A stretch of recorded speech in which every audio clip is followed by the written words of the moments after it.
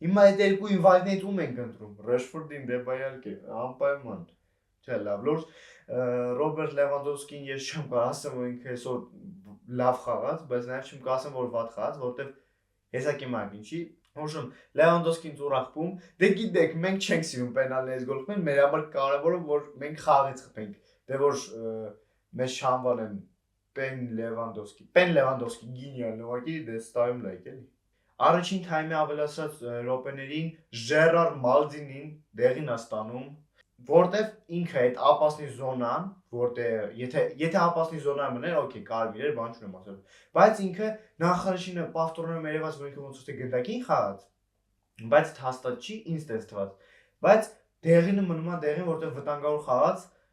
թակած է դեղինի վրա էլ, իրականում Մալադեց, ես ինքս ինչ եմ սիրում Արաուխոին, որտեղ ինքը տես պատկատներ կարող անի